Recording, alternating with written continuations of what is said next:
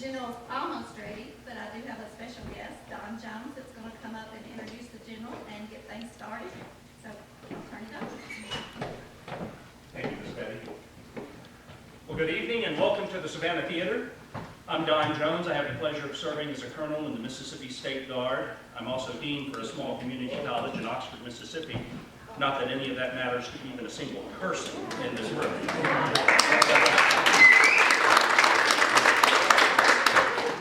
About 15 years ago, I was serving at a small Christian liberal arts college in Memphis, Tennessee, and one of my rock star professors mentioned to me in passing one day that he had a crazy idea that he was working on.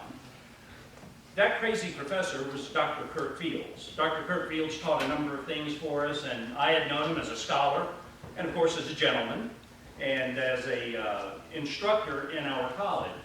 Well, Dr. Fields, by some strange coincidence, had attended some events similar to what some of us have done today with the reenactments and being a part of the community of living historians.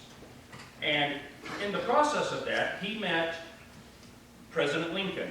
He met General Lee. He met General Longstreet and several others, but who was significantly missing from this cast of characters was General Grant.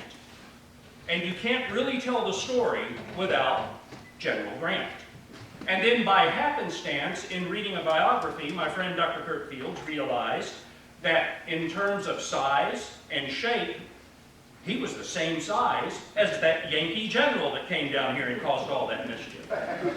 And so in speaking to me in my office that day, mentioning this crazy idea, he said, I think I'm going to give a shot to being a living historian portraying General Grant. Well, what does that mean? I don't know what that means. He has to go buy a uniform. He has to rehearse, and then he has to read every piece of paper he can possibly find to not just know something about General Grant, but to adequately portray him as a living historian. Because those of you who know living historians, authenticity is everything. Can you agree? So, it is with great pleasure. This is my first time to be in a live performance after all those years, because we were friends, but we weren't great friends. So it took me 15 years to get here today. But I am thrilled to introduce you and to welcome you to An Evening with Grant by Dr. Kurt Fields.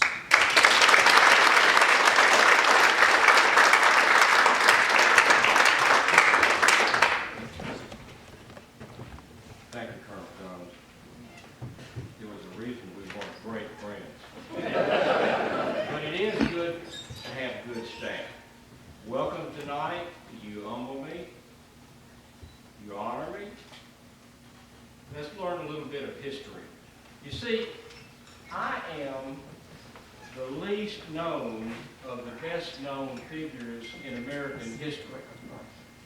You think you know who I am, but you don't. You don't even know my name. You think you know my name, but you don't. And I'm going to tell you a few things about my life. Now, in thinking about my life, I came to the conclusion, I expect that you expect that I'm going to say great things. I expect I will not. Let's start with some small things. For example, I will put on my hats. Now, by definition of Congress of the United States, I am an officer and a gentleman. An officer has to be trained, and a gentleman has to be bred. I had good breeding. Jesse Root Grant, my father, and Hannah Simpson Grant, my mother, brought me up, and my 5 brothers and sisters. Did you know I have 5 brothers and sisters? I suspect you do not. 2 brothers and 3 sisters. I am the firstborn of 6, and my parents reared me well in a good, strong Methodist background and taught me well. I have manners. I know better than to stand in front of you with my hat on my head. But I do so to make a point. Theodore Lyman, Colonel Theodore Lyman, who was on my staff the latter part of the last year of the war, described me in a letter home to his wife.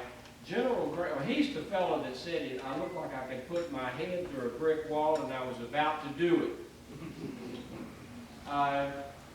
He wrote another letter home to his wife and he said, General Grant always wears his hat, his slouch hat, low over his eyes, squarely upon his head, tilted neither to the left nor to the right.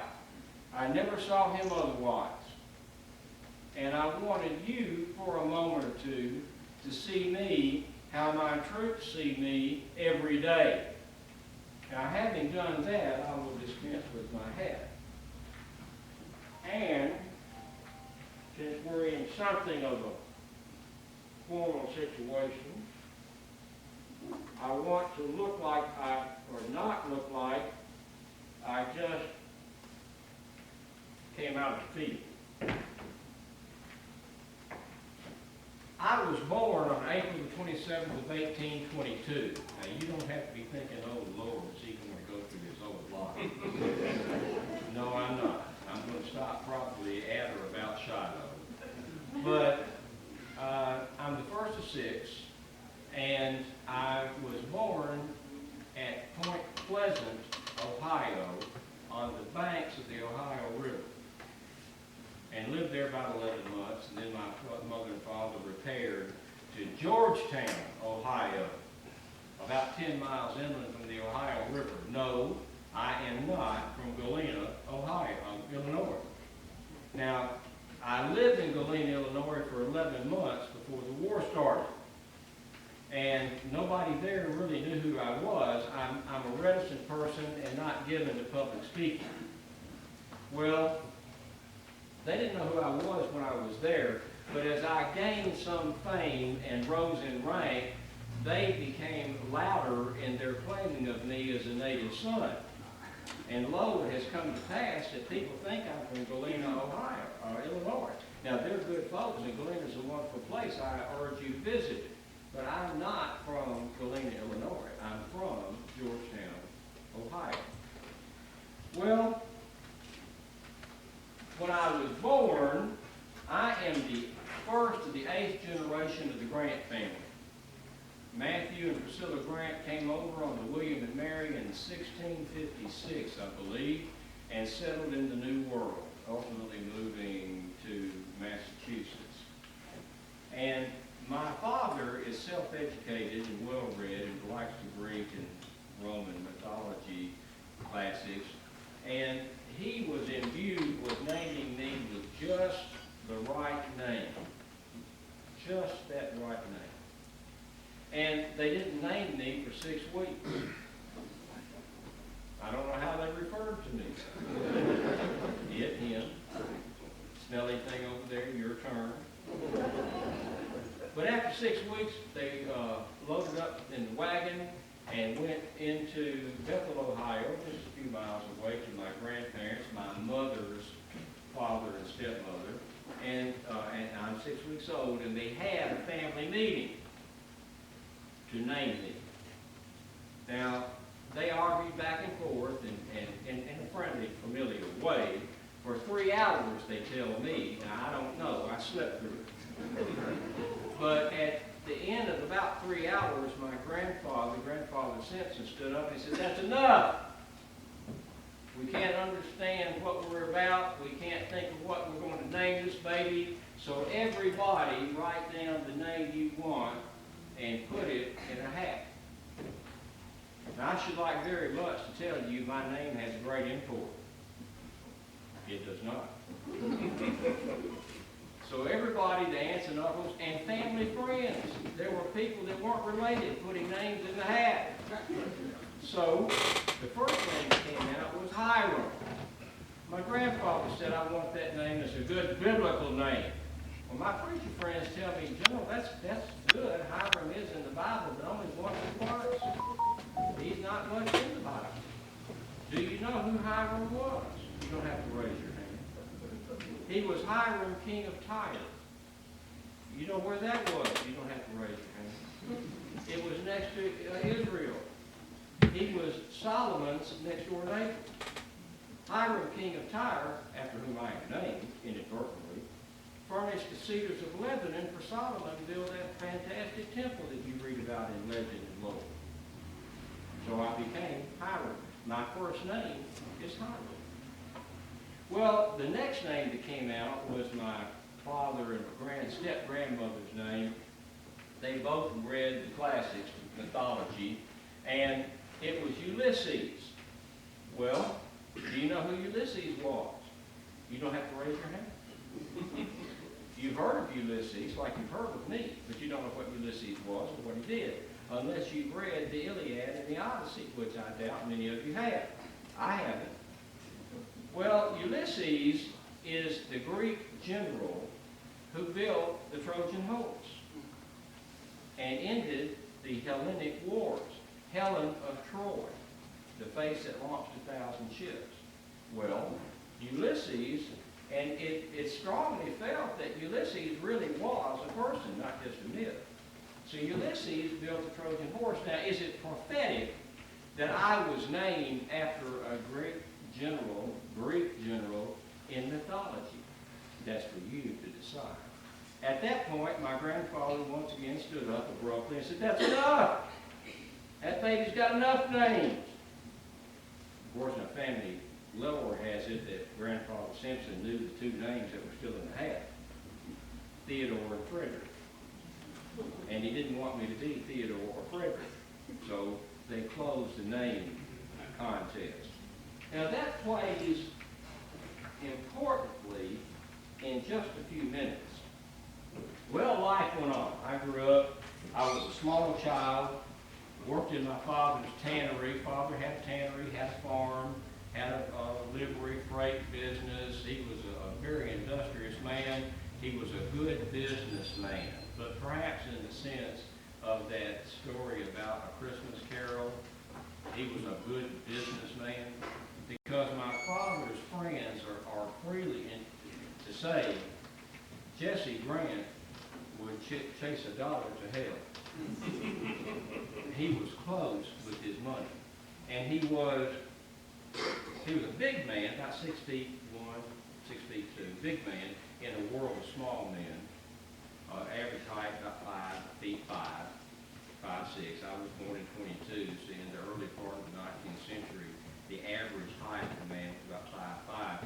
The average height of a soldier in the Civil War is 5'6". I'm 5'8", so I'm taller than half my army, yet I'm characterized as short. However, Jesse Grant had many businesses, but the primary one was a tannery. Well, all of us children, of course, worked in the tannery as soon as we were old enough to do anything, and I was put in the beam room.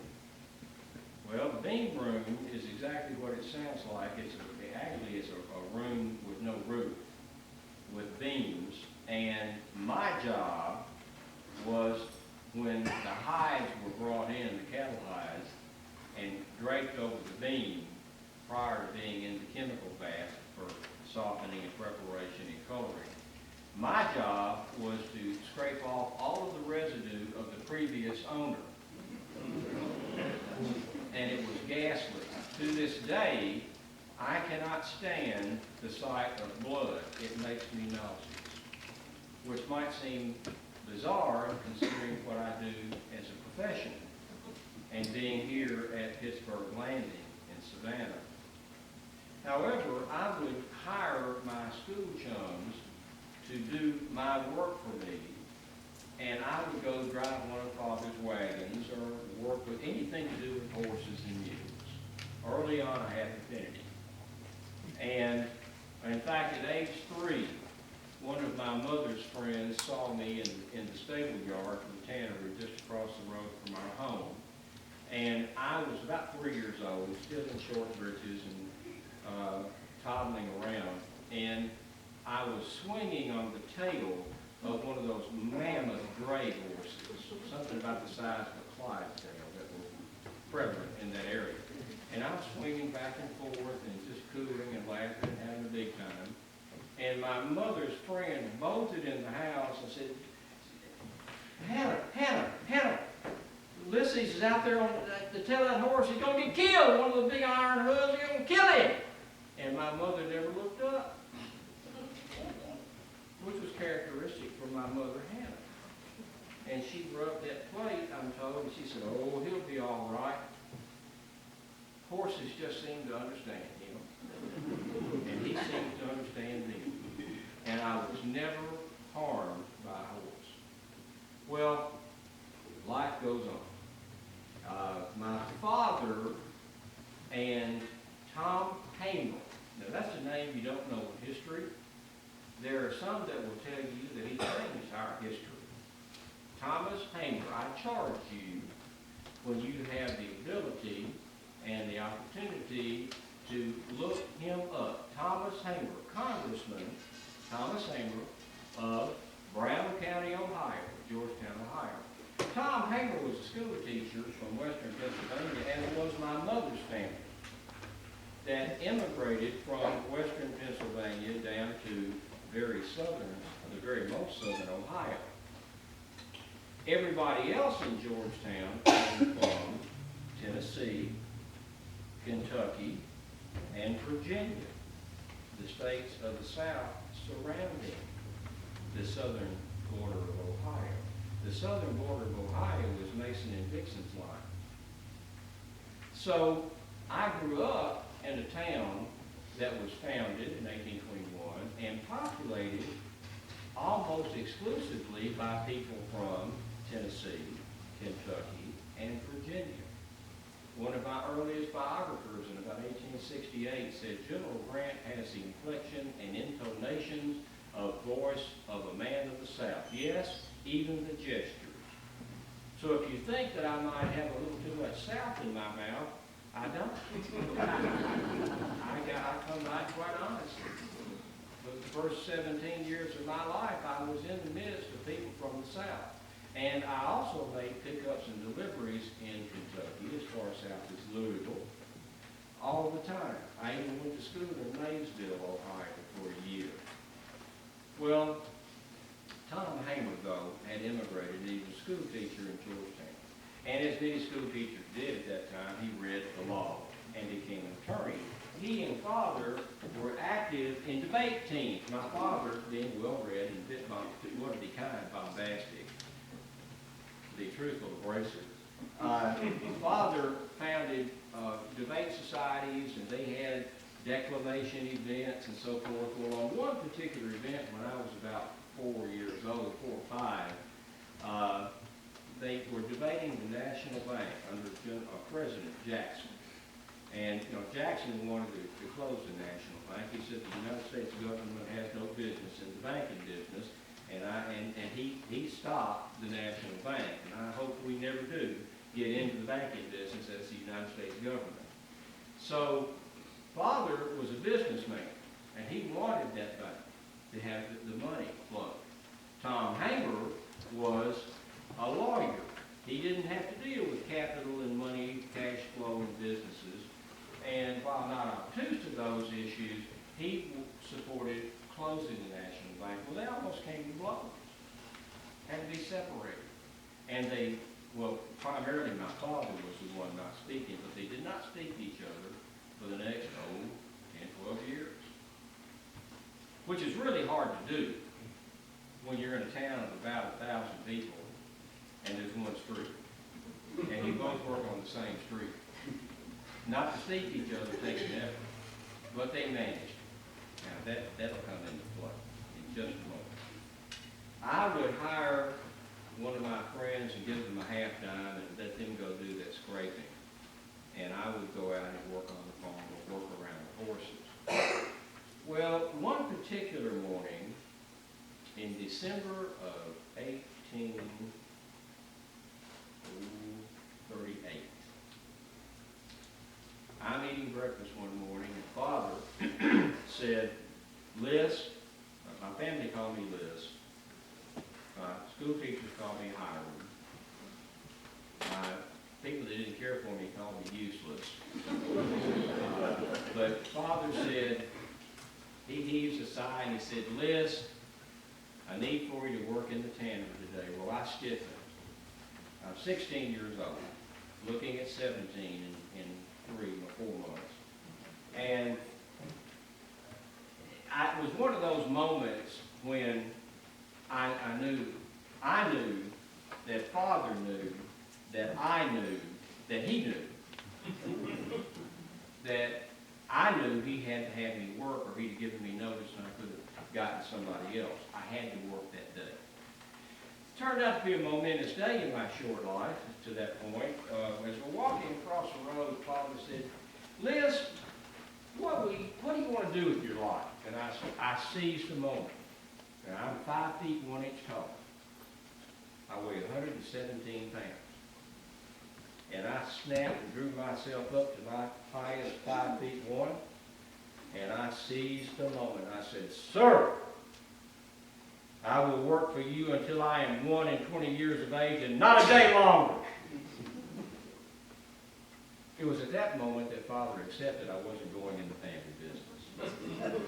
And he said, what would you do if you didn't work in the family business? And I said, I want to work on the river. But see, I've been around Maysville, Kentucky a lot. Going across that river, going down to Louisville, more river traffic.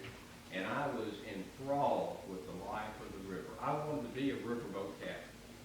And I looked at that direction, that river, and I said, I want to be a riverboat man. I want to be a riverboat captain. Yes, sir, I want to live the life of the river in my most serious voice. Well, Father later told me about his side of this conversation, and he said he had a hard time not laughing at that. But he also thought he knew the two D's of working on the river: degradation and debauchery. And I hadn't raised, he told me, my oldest firstborn son to live a life of degradation and debauchery on the river, so I quickly dismissed that. So he then asked me, well, what would you do if you couldn't work on the river? And I said, I turned the other way. I was being very dramatic, and I looked toward the fields, which were pretty much everywhere in 1839. And I said, if I didn't work on the river, I want to be a man of the earth. Yes, I want to bring things forth from the ground. I fancied myself quite the farmer. So Father later told me, he said, well, I had less confidence in you being a farmer than I did desire for you to be on the river. So then he said, well, what would you do if you didn't do that? And I said, well, I could always go to school. I'm good in math. Well, we'll speak no more of it. We'll go to work. Well, I forgot about it. Father did not. He started seeking an appointment for me to the United States Military Academy. Some of you may know it as West Point. It had been around since 1802, March of 1802, when it was founded. And by the winter of 1838-39, there had already been 5 graduates from West Point from Brown County, Ohio. It was basically the frontier at that time. Well, he tried to get me an appointment. He went to Senator Thomas Morris of Ohio and said, I want you to appoint my boy. And Tom Morris said, I'd like to help you, Jesse, but I can't. I've already made my appointment, but I'll tell you who has the appointment.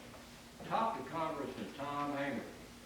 Well, this was an no moment for Father, because he now would have to extend an olive branch to Tom Hamer in one hand and would put my boy in the West Point in the other. But he wrote the letter, and off it went. Time passed, a month or so, and one evening in March of 1839, I'm looking at being 17 of the month. One evening we're having dinner there in the Grant home. My 4 siblings lined up on the bench beside me, and the 5th one under Mother's apron at the end of the table, born after I left for the academy. And Father said, Liz, I think you've got it. Just like that. Liz, I think you've got it. And I'm 16 years old. It's family dinner, been working all day, and I'm not expecting anything of moment. I said, got what? And Father said, well, why the appointment to the United States Military Academy? And I said, well, I won't go. Now, every one of you in here at one time or another said something to your parents that you immediately knew you should not have said.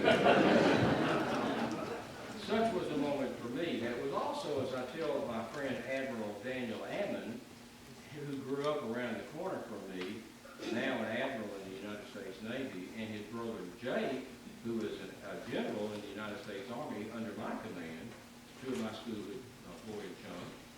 I tell Dan Ammon, that's a Navy moment for me, because when I said that, all four of my brothers and sisters listed. The better to hear what they knew was coming. And I guess an hour or two went by before Father put his fork down, and he leaned across that table and he said, in that tone of voice, every one of you have heard that tone of voice. Different mouth, different words, but you heard it. And he said, I think you will. And by this time, I have remembered myself. And I said, well, if you think I will, then I think I will. And I'm off to West Point. Now, let's get back to Congressman Tom Hamer. Now, there are two great ironies in my life. One of them is that my best friend, Bart Bailey, who was Dr. George Bailey's son, who lives right behind me, year older than us, lived just behind our home, is still there, as is my boyhood home. And Bart Bailey was my best friend. He was a year older than I am, and he went to the academy, and he was asked to leave. Well, the expulsion of my best friend created the opening for me to get in the United States Military Academy. I went in the academy through the door created by his failure. I had great angst over that.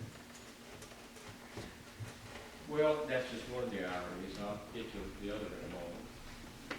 So Tom Hamer got the request from my father. And he's a great man. In fact, he's got the reputation of the nickname of the Good Samaritan. He helps everybody. He doesn't hold grudges. That's why I said it was mainly my father that didn't do the speaking. You can't listen to somebody who's not talking to you. So Hamer didn't do anything. He just didn't hear anything. Well, he got the letter on the last day that he was in office. He had chosen not to run for Congress again 3 terms. He was being bandied about as a presidential candidate. He had a bright future. His wife was dying of cancer, and he decided, I need to be home. So he didn't run for re-election. The last day he's in office, he gets the letter. Now, every one of you have moved. Did you or would you sit down in the middle of the furniture and the boxes, and you've got to be out tonight and read your name? But he did. And he saw that appeal. And he said, well, certainly I will appoint, what's his name, to the academy. And he really thought, what's his name? So he sat down to write it. Now, he thought my first name was Ulysses, because that's what everybody called him. He thought my middle name was Simpson. And that's because in 1822, it was traditional that the firstborn son was given the middle name of his mother's maiden name. It was traditional. So my name, according to tradition, should have been, middle name should have been Simpson. So he thought Ulysses Simpson Grant. To further obfuscate the issue, he didn't write Simpson. He wrote S. Ulysses S. Grant. And that comes from not speaking to somebody for 10 years because we lived in the same town. But that was what was on the appointment papers. Well, I got to the academy, and I didn't want to go. I dallied, lollygag, killed time, saw every play on the stage in Philadelphia visiting an aunt. My father finally wrote me, "Better get on up there and stop wasting money and time." Checked into Rose Hotel, crosses the street to the academy, went to report to the commandant,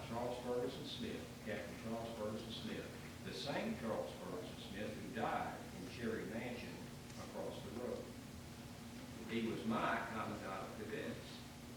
He's the first person I met at West Point. And I reported to him, he said, Mr. Grant, yes, we've been expecting you. Pulled out the paper, you know, he rattled it and pulled it out. Let me see, got the paper here. He said, I got it right here. Ulysses S. Grant. Well, I knew that was coming because I'd been told by Bart Bailey, everybody gets a nickname. Well, that didn't sit well with me because what are my initials? Hiram Ulysses Grant. Bug. I'd even had an uncle make me a new steamer trunk and put brass nail heads, H-U-G. Well, on the way up the Hudson River, I paid a sailor a dime to go down below and pull all those nails out and rearrange them and put U-H-G. So, Captain Charles Ferguson Smith, career Army, he holds up the paper and says, yep, got it right here, Ulysses S. Grant. I said, well, actually, that's not my name. And he said, oh. And I said, no, sir, that's not my name. And he does the 10 fingers. And he said, well, what is your name? And he's so relaxed that I was immediately at my age. I said, well, actually, you see, my name is Ulysses Hiram Grant. I've switched that name. And he just made a mistake. You need to change that. And I will spare you the histrionics and the volume. But he slammed that big fist on the table in front of him and everything flew up. And I stepped back and he stood up. Now he was 6'4" tall, I think. I'm 5'1". He was a giant man and a rail. And he unfolded like a carpenter's wheel. And I'm standing like this. And he's looking down at me, and he's got that piece of paper in that long bony finger. He said, Mr. Grant, the United States Army says your name is Ulysses S. Grant, and Ulysses S. Grant, by God, you are. Now, if your mother and father want to call you Hiram, they can go down to the courthouse and change it. But the Army says you're Ulysses S. Grant. Do I make myself clear? And I said, abundantly. You are dismissed. And I withdrew. And I thought, well, there's no problem with that. I'll get that changed before I graduate. And I'm not even going to graduate. I doubted that would ever happen. Well, I spent the summer in encampment. And at that time, you had to spend the summer in encampment from May to September before you took your entrance exams. And we started out with 100. From May to September, we were down to 76. And we ultimately graduated 39, but we started the year with 76 people. And I thought I'd get it changed, and I couldn't. On my enlistment papers, my oath papers, you can see it. Copies are abundant. But it says U.S. Grant, but it doesn't. You look closely. I wrote U.H. Grant. And before I could get out of the room, the registrar called me back and said, make this H and S. You are not U.H. Grant. You're U.S. Grant. And I did an overstrike over the H and made it an S. And when you know to look at it, it's clear that's what I did. So I was U.S. Grant. Well, the nickname business came to pass. And a fellow, a fourth-year man, red hair, skinny, named Sherman, was looking at the paperwork on the administration bulletin board. He said, well, it looks like we got ourselves an Uncle Sam Grant. Now, he vehemently denies he said that, but he did.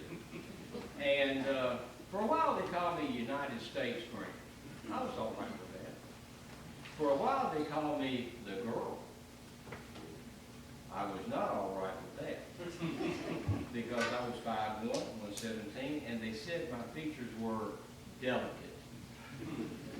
The girl went away, Uncle Sam, and then it became Sam. So my nickname is Sam. My given name is Hiram Ulysses S. Grant. My Army issue name is Ulysses S. Grant. My nickname is Sam. Well, I didn't think I'd ever graduate. In fact, on the way up, I prayed that I'd have a steamboat accident where I would be injured but not seriously and I could go home. I rode my first train I ever saw, average speed of 18 miles an hour. I said, this is the devil's invention to go this fast. But I took my entrance exam, and to my disappointment, I passed it the first time. And I thought, well, I guess I'll have to stay until I graduate, but I don't think that's ever going to happen. To my great surprise, I did graduate. I became recognized as, well, there are those who will tell you I'm the greatest horseman that ever attended West Point. That's not for me to say, that's for you to say. I set a record on my graduation day jumping York over a 6-foot stanchion that held, in fact, here in 1862 with the battle here, it still holds. So I was recognized as quite the horseman, but come graduation day, I was 22nd out of 39. Now, that's in the bottom half of the class. I like to think of it as the top half of the bottom half. And the class was so, instructors said, and they made no secret of saying it, when we could hear them, this is the most lackluster class that's ever graduated from the academy. Nobody went to engineering, which was the plum assignment. Then there was cavalry, then there was artillery, and then there was infantry. I got put in the infantry. And I became, after going to St. Louis, I met a girl named Julia Dent, fell madly in love. That's another evening. Julia liked me to tell the story. But I went to Mexico, and for the next 4 years, I was in Mexico. Just after, about the number 44 into 48. And I came home in August of 1848, and I told Julia we're getting married. And we had been secretly engaged. Her father didn't want me to marry her. He was his oldest daughter and his obvious favorite. Everybody in the family knew she was the favorite. And what Julia wanted, Julia got, and I saw that happen. But he said, I didn't raise my daughter to live the life of an army wife. Bad pay, bad places to live, no, I want to prove that. I went and spoke to him, I asked for her hand, he said, well, you want Julia, huh? I said, yes, sir. He said, well, now, if you wanted Emily, that'd be a different matter. I said, don't pull a Laban and Rachel thing on me. I don't want Emily, I want Julia. He said, well, you can't have Julia. But ultimately, we prevailed and got married.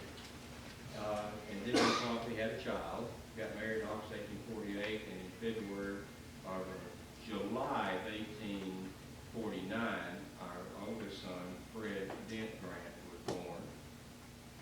And I was in the Army. In 1852, though, in June of 52, I'm assigned to go out to the Northwest Territory, the Oregon Territory. And we were going to be a police force for the 49ers. There was no law out there at all.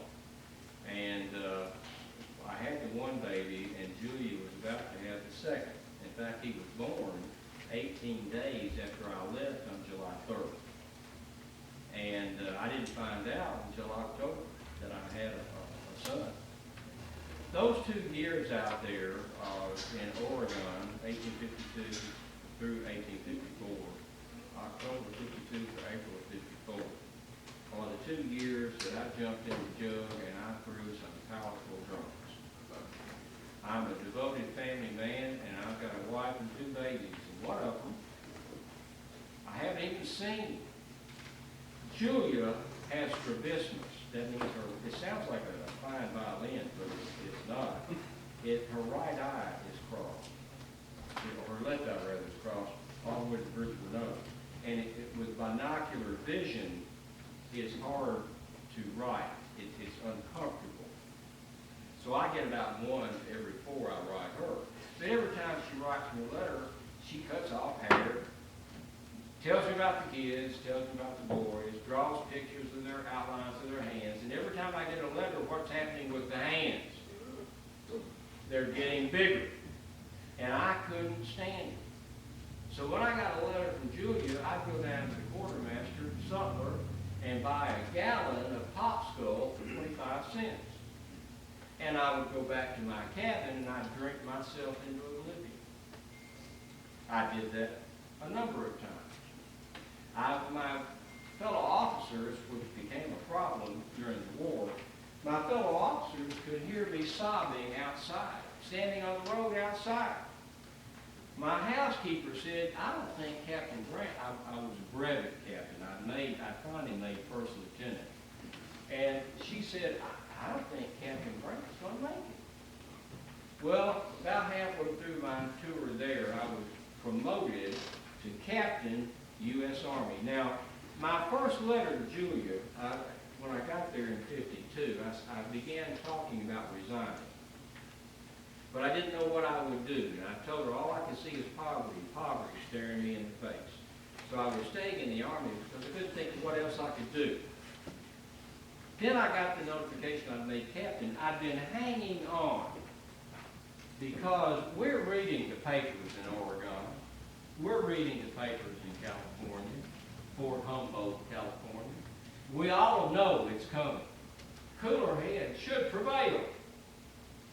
But we all know it's coming. And I knew making captain just might be important to me later on. So I need to make captain before I resign. And in those days, in a lockstep to promotion, in a very small army, somebody had to die before you could move to the next position.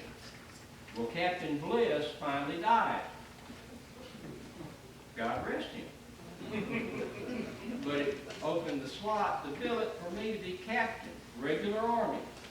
So I get that notification in October of '53, and I'm told to report Fort Humboldt. Well, Fort Humboldt, California, is in an even more desolate place than it was Fort Vancouver, and it was commanded by Robert C. Buchanan, and we detested each other.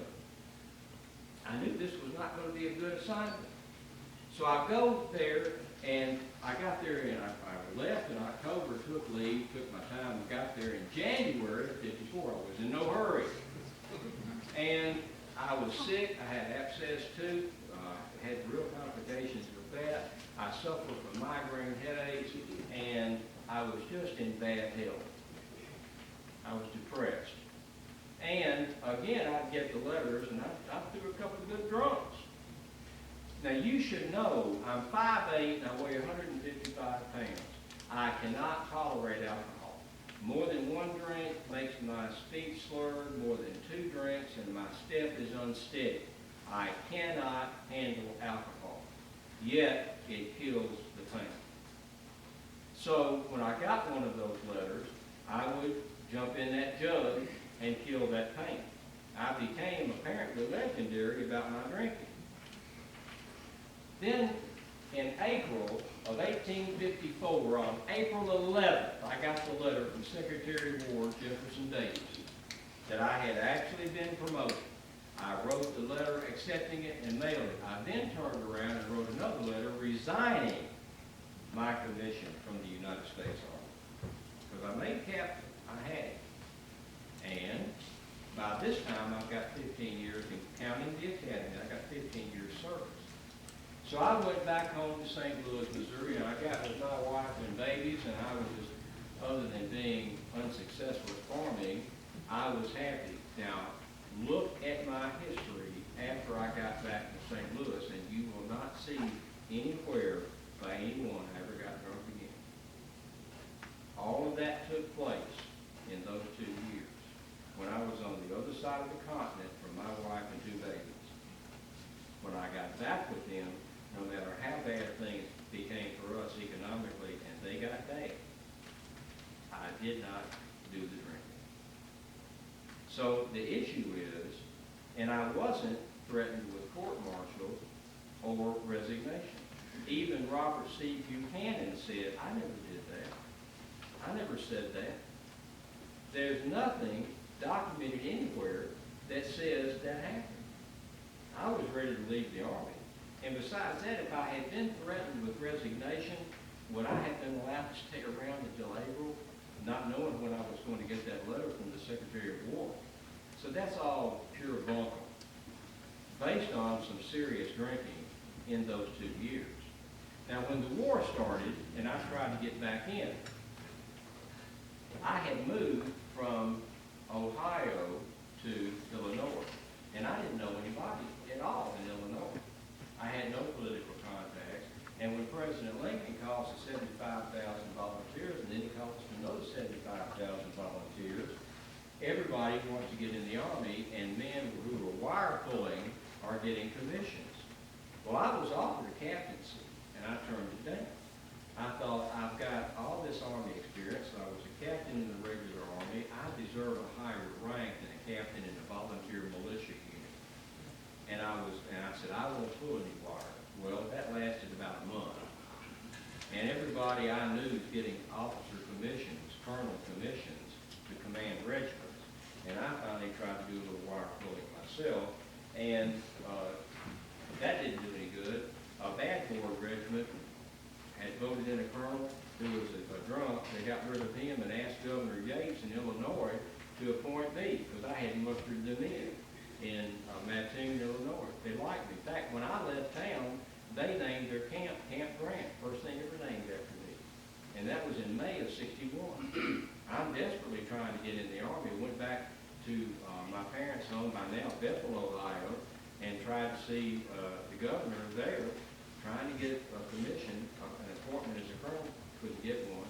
Went back to Indiana to try to get a commission there from Governor Morton, visiting a friend of mine. Couldn't do that. And then I got a letter saying Governor Yates had appointed me colonel of the 21st Illinois. So as of June the 15th of 1861, I was Colonel Grant, Colonel Grant of Volunteers, and I was in the war. Well, my career took off. I was a colonel for 7 weeks, June 15th to August 1st.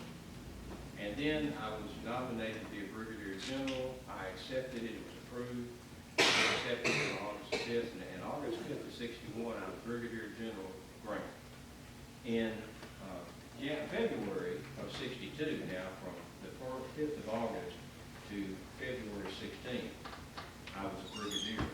After Fort Donelson, I was promoted to major general. I got these 2 stars. I was a major general until Vicksburg, and then President Lincoln promoted me to Major General Regular Army. And then, that's in July of '63. In March of '64, I was the first lieutenant general since George Washington, in command of 1 million men, the highest ranking officer in the United States Army. And I did that in 3 years. From not being able to get in June of '61 to being a lieutenant general in March of '64. That's not the work of Trump.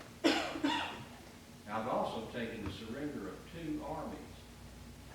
I took Buckner at Donelson, and I took Pemberton at Vicksburg. The first time any American general has done that. But I digress. When the war started, there were 11,600 officers and men in the entire United States Army. 11,600. Actually, there were 10,000 soldiers and 1,600 officers. And that's from Atlantic to Pacific, Mexico to Canada. We were not a large army.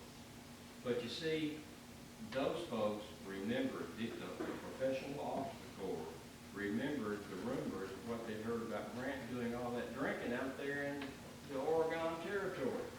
And then when I start arcing upward like a Chinese rocket over all of them, what do people do when they get jealous? They tend to gossip and criticize. And I had a harder fight with my professional peer group than I ever did with the Confederacy. But I persevered and went on. Now, with Fort Donelson, let me get to Shiloh, and then I'll bring this evening to a close. General, your time is getting short. Thank you, Colonel. It's good to have good staff. I was put in command at Cairo, Illinois. first get there and they say Cairo, of course they always get that, you ain't from around here, are you?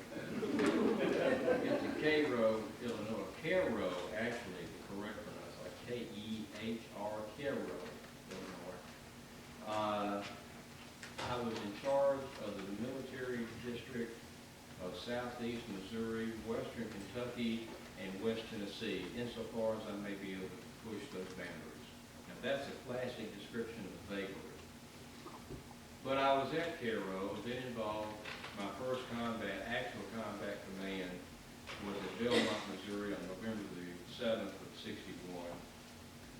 And then we were in training and more training until John C. Fremont in January of '62 wants to start pushing Sterling Price and other rebel generals and irregular rebels out of Missouri. And the idea of going down the Mississippi River became appealing.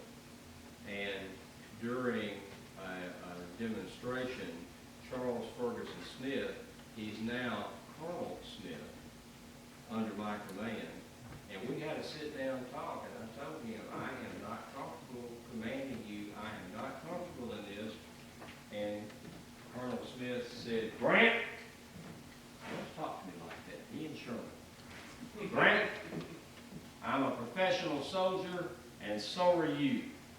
You conduct yourself as you should, and I will as well. You give me the orders, and I will follow them. Do not be concerned with our former relationship. And I was immediately put at my ease. He became, upon my recommendation, after Fort Donelson, General Charles Ferguson Smith, Brigadier General. But Smith had seen the river work there on the Tennessee River going down into Nashville, Tennessee, with Fort Henry there. A little, no-good fort, poorly placed. And then 12 miles further east is Fort Donelson on the Cumberland River, which is a minor river, except it flows directly into Nashville, Tennessee, which was a rail center, distribution center, delivered traffic on the Cumberland, off of the Ohio and the Mississippi and the Tennessee, going into Nashville, Tennessee. It was a vital military target. And General Smith said, Grant, we can take this. So I petitioned to do that, approached General Halleck, he dismissed me abruptly. Finally, Admiral Foote, Andrew Hull Foote, Commodore Andrew Hull Foote, went to Halleck and said we should do this, and only then did Halleck say, yes, that's a good idea. It's good to have people.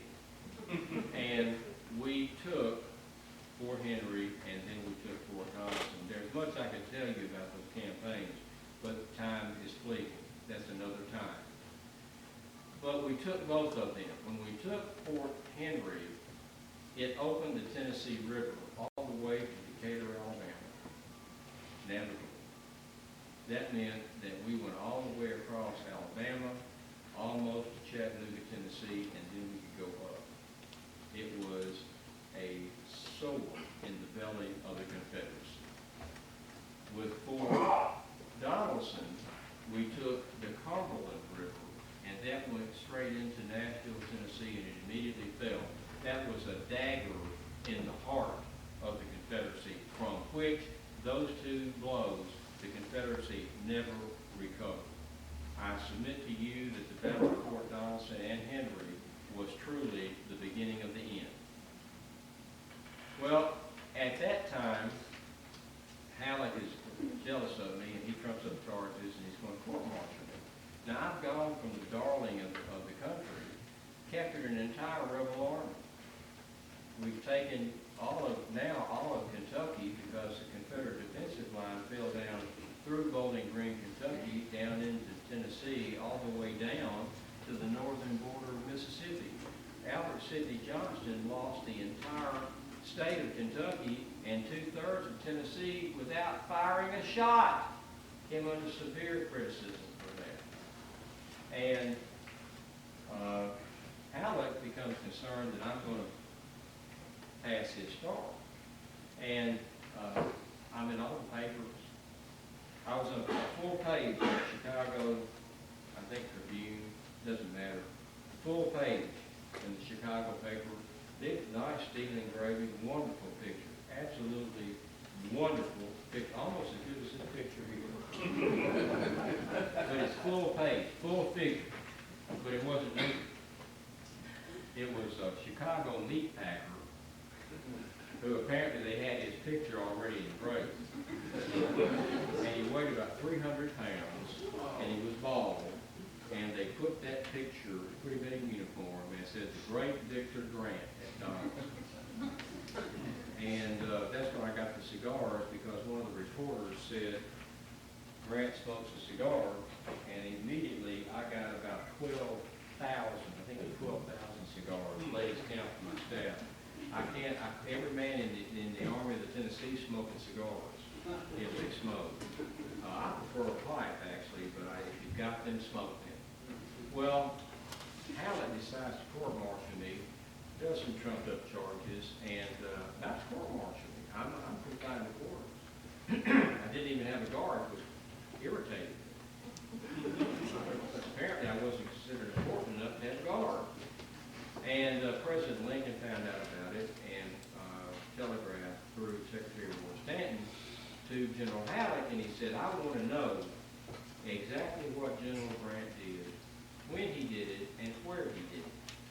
At that point, General Halleck closes the drawer on my already completed court-martial papers and said, "Oh, no, that's all a mistake." Restored me to command and even sent me a telegram and said, "I look forward to more glorious victories with you in the future." And I came down to the Cherry Mansion across the street on March 17th, 1862. I got 37,000 men at Pittsburgh Landing, and I'm waiting for another 40,000 plus to come from yonder direction from Columbia, Tennessee. When we get together, I'll have a juggernaut along with 100,000 men. And we're going 20 miles south and take the crossroads to Corinth, Mississippi. Now what happened, I'm waiting on Buell. That's why I'm in Cherry Mansion every night instead of on the field. I left the field in Comp Sherman's hands. And I come back here waiting on Buell. Buell's dragging the sword because when he gets here, he's going to be under my command, and he doesn't want that. He makes it, no bones, makes it clear. I was under his command in the old Army, and he doesn't see why I need to be over him now. And he wasn't in a hurry to get here. So I'm in a stalemate, but I'm training troops there in the Manual of Arms, trying to turn civilians into soldiers. And Johnston, whom I did not think would leave, a heavily fortified Corinth, Mississippi, to give me battle in the open. But Johnston, remember, he's stung. He's under severe criticism. But also it makes sense because I had 37,000 men. He was able to get together 44,000. So he had a numerically superior force. And he had a good plan. What he wanted to do was to come up from the south and slice in between me and the river and push me to the west and north into that swampland there just north of Pittsburgh Landing. But as it turned out, he didn't have good maps. And he didn't know how hilly and rugged and creaky the area next to the river. Out to the west, more open space. And his troops got bogged down here next to the river. He couldn't do the slice and push that he planned.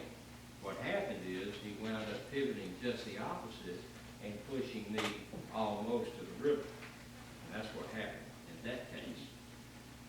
And did he surprise me? No. No, he shocked me. But as late as April the 5th, I had sent General Halleck a telegram rebel force in front of us. I think it's a reconnaissance in force. I don't believe that I have no idea of an attack. And Sherman had sent me the same thing. But as I've said before, Albert City Johnson had a different agenda. than I had, and he decided to hit me before I could hit that other army from Don Carlos Buell, and he wanted to prove his worth as a commanding general. And so about 5 o'clock in the morning on April 6th, he hit me with the fury of a hurricane. Now the battle went well for the Confederates the first day. And I had written, I want to tell you about 2 letters.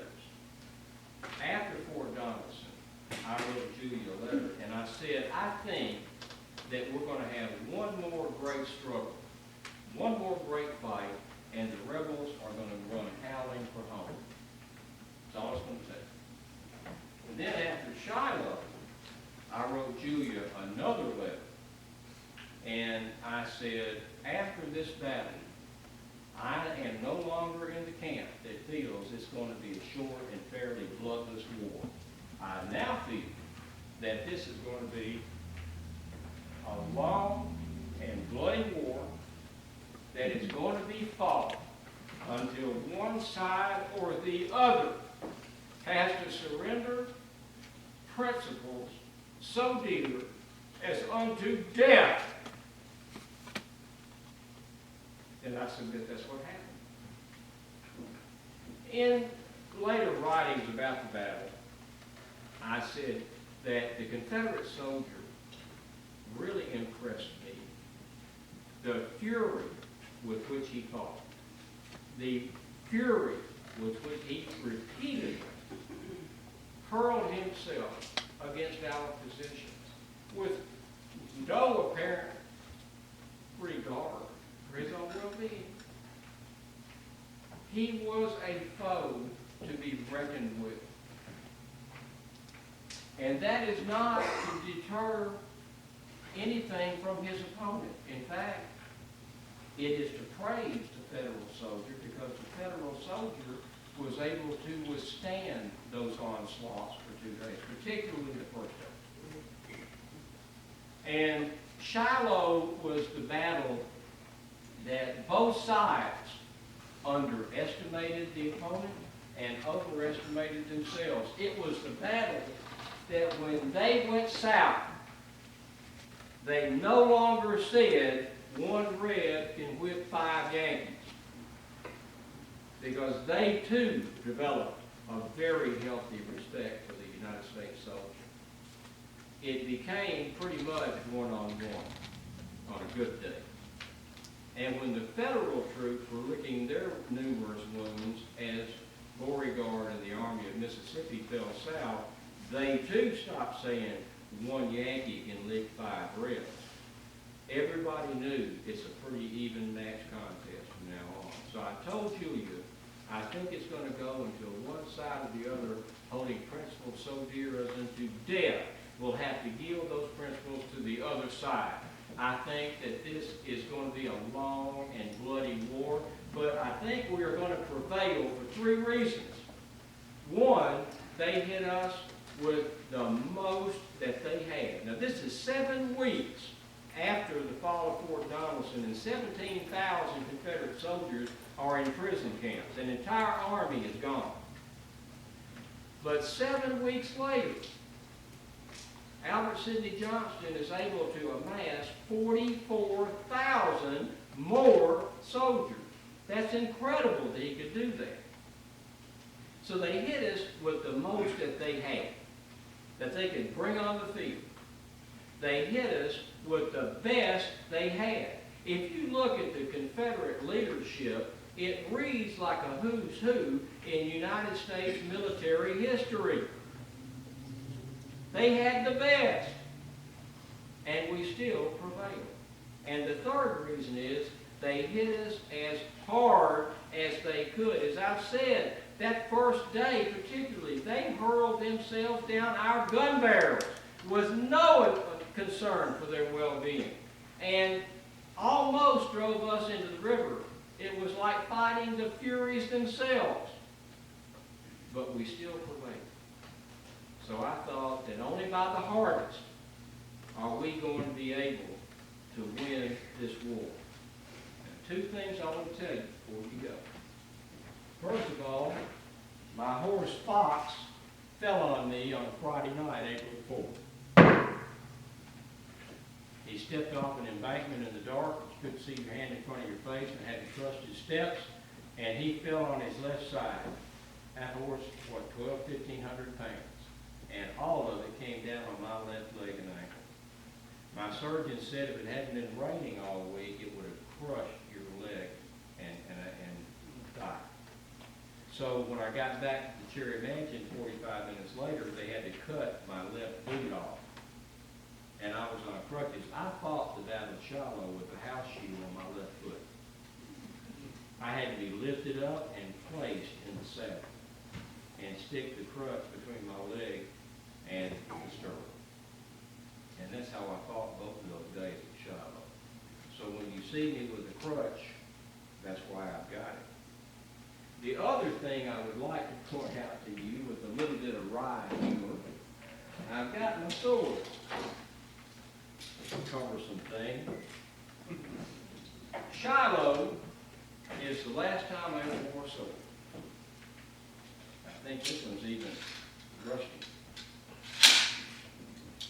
I wore a sword at Shiloh, and on the second day, as I was riding with Colonel McPherson and my quartermaster, Colonel Webster, we went across an open field that looked like it was clear.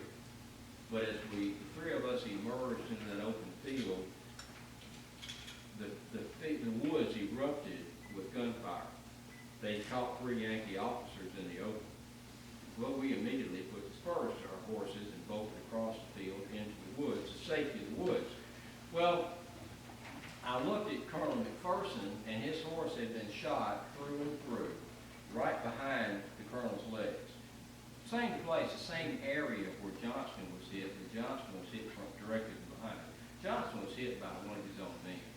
There were no Federals behind Johnston. It had been a Confederate bullet. And McPherson's horse had shot, began breathing heavily, dropped dead. Colonel Webster, his hat had blown off in the field. He did not go back to retrieve it.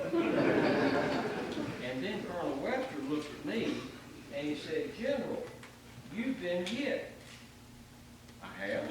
So he looks at, I look down, and I've been hit right below the pommel here. A stray, a ricochet, I expect mini ball, had hit a tree and hit me right there. And it broke the scabbard and blade almost in half. Now, if I hadn't had the sword on, it would have been a mini ball right into my hip joint, thigh. And my surgeon said, if you'd been hit there, it would have been fatal. And by the end of the day, it had completely broken off, and all I had was this much sword. Last time I wore a sword. I've always felt they only bruised my leg and bothered the horse. I don't wear the sword, and Shiloh's the last time I did. Now, I have talked to you about the mundane. I've talked to you about some of the important. Talked to you about many things. Gave you a little insight into who I am and maybe what I am. And I hope that it has been, as far as you're concerned, time well spent. It has been for me. And I want to praise you for your presence here. Not that it has anything to do with me, but if you weren't here, well, let me put it in the positive. You are here because of an abiding interest in your history. You're here because you love your history. Now, you may love it specifically from the Civil War and Pittsburgh Landing, or you may love it generally. You may love it because you're from West Tennessee or this area and you like Savannah. But whatever your driving motivation may be, you are here because you love your history. It speaks well of you. And you must go out and proselytize to the others who are not here and get them to be involved in their history. It's magnificent what happened right here in Savannah, 8 miles that way in Pittsburgh Landing. Everything that has happened, the Trail of Tears, everything that's happened where you are. And if you're a native of this area, it is who you are. So you must go out and talk up your history. Get those other folks interested in their history. You can't do better. Well, you could do better. You could get up and go to that reception and stop listening to me. I must bid you adieu. Thank you so much.